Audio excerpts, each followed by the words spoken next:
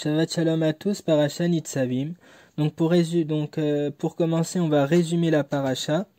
Donc c'est le dernier jour de la vie de Moshe. Et celui-ci donc va réunir tout le peuple d'Israël. On parle donc des vieux, des jeunes, des hommes, des femmes, des enfants. Et on voit pour la première fois l'apparition de la notion de Harvut, qui signifie la responsabilité mutuelle. Et en fait, on voit dans cette paracha que chacun doit aider l'autre à observer la Torah et à empêcher de la transgresser. C'est pourquoi donc Moshe va commencer par énumérer les différentes couches sociales présentes devant lui. Et il leur dit que Dieu ne les rendra pas responsables des fautes perpétrées en secret, mais par contre, ils devront rendre compte des fautes commises ouvertement. Et on apprend de là pourquoi on n'a pas le droit de rester indifférent devant les fautes des autres, et pourquoi donc chacun doit se sentir concerné lorsque la Torah est profanée en public. On parle aussi de la proximité de la Torah donc avec les béné Israël. Donc Moshe va leur dire que la Torah n'est pas dans les cieux mais qu'elle est bien sur terre. Et on parle aussi du libre arbitre. Donc le verset nous dit « Vois, j'ai placé devant toi aujourd'hui la vie et le bien, la mort et le mal. Et donc ce sont la vie et la mort donc, que j'ai placé devant toi, la bénédiction et la malédiction. Et donc tu vas devoir choisir la vie et donc la bénédiction. » On va aujourd'hui essayer donc d'étudier le premier pasuk de la paracha qui nous dit donc Atem nitzavim hayom kulechem lifne Hashem Elokechem rashechem shiftechem ziknechem veshoterechem kol ish Israël.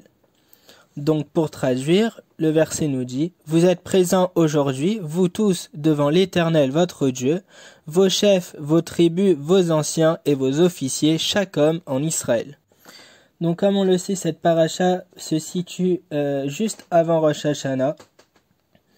Et dans le Moussaf de Rosh Hashanah, qu'est-ce qu'on dit? Donc on dit que Hayam Arad Olam, Hayam Ya'amid Bemishpat, Kol Yetzure Olam, Im Kevanim, Im Ka'avadim. Donc on nous dit que tout homme est jugé, que tout même le monde entier est jugé le jour de Rosh Hashanah. Donc comme on l'apprend dans la Gemara de Rosh Hashanah, donc page 16a. Donc c'est le jour, Rosh Hashanah est le jour où fut créé Adam Arishon, et c'est aussi le jour où Dieu va juger toutes ses créatures sur les actions qu'il a faites durant l'année.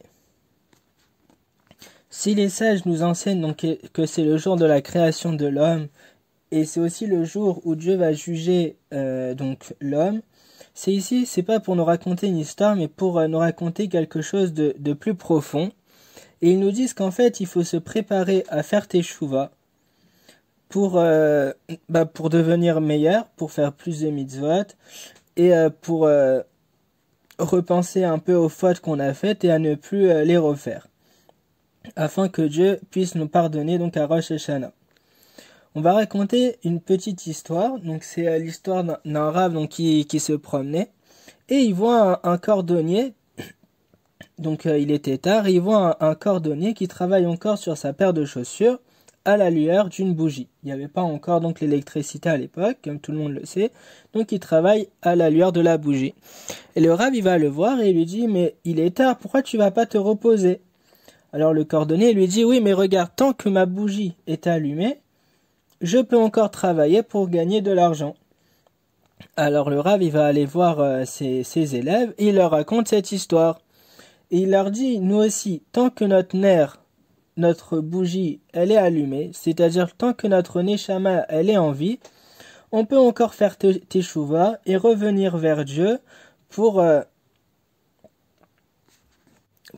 gagner encore plein de mitzvot. Les Baal et Moussa vont rapporter une allusion, enfin une explication entre la paracha, donc Nitzavim et Rosh Hashanah. Et ils disent que celui qui veut ressentir Yom Hadin, il doit suivre les conseils de la paracha. Comme on voit dans le pasuk, il est debout devant Dieu. Le peuple est debout devant Dieu.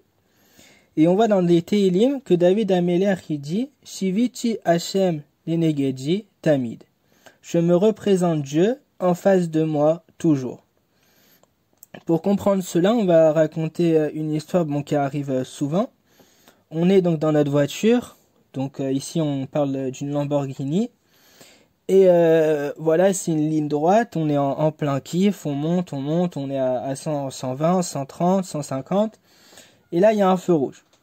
Sauf que nous, on sait que ce feu rouge, il n'y a pas de radar.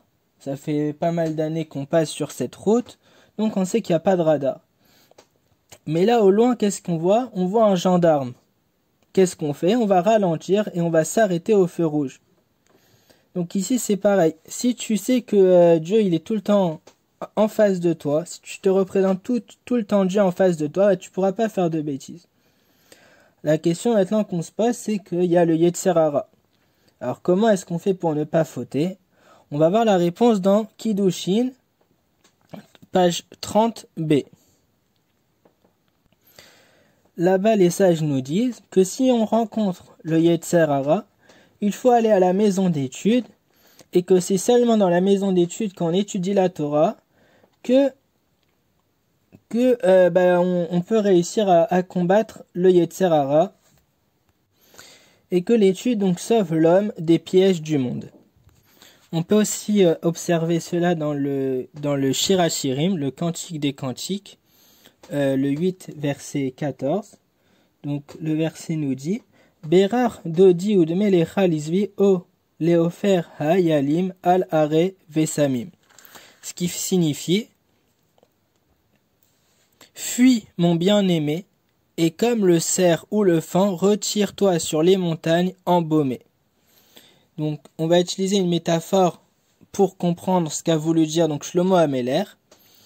Et il dit que en fait la métaphore est simple, c'est quand le roi et sa cour donc ils partaient pour aller chasser le cerf, devant eux il y avait des chiens qui flairaient le cerf pour l'attraper. Et donc dès qu'un chien avait flairé le cerf, il le prenait en chasse, suivi du roi, de sa cour, et le cerf donc n'avait plus d'espoir et savait qu'il était perdu. La seule manière donc de réussir à rester vivant et à se débarrasser des chiens, c'était de pénétrer donc dans un buisson de roses odorantes et vu qu'il avait plus cette odeur de cerf, les chiens allaient perdre sa trace. Le chien ici représente dans cette parabole, c'est le Yetzer Hara. Le cerf représente l'homme. Le Yetzer Hara, comme le chien ici, va poursuivre l'homme sans relâche pour le faire fauter. Mais ici, le parfum, c'est quoi? C'est le Beth Hamidrash. Au moment où l'homme va au Beth Hamidrash, il se met à étudier, il va alors dégager un parfum de Kedusha qui va alors mettre en fuite le Yetzer Hara. C'est ce que la Torah nous dit. Le seul moyen d'empêcher de se faire attraper par le Yetzer Hara, c'est l'étude de la Torah. Alors essayons cette année de donner plus de temps à l'étude de la Torah, qu'on ait une année remplie de joie, de bénédiction, qu'on n'ait que des bonnes nouvelles. Shana Tova à tous, Shabbat Shalom, plein de bonnes choses, et n'oubliez pas, essayez de refaire ce Dvar Torah à la table de Shabbat. Plein de bonnes choses.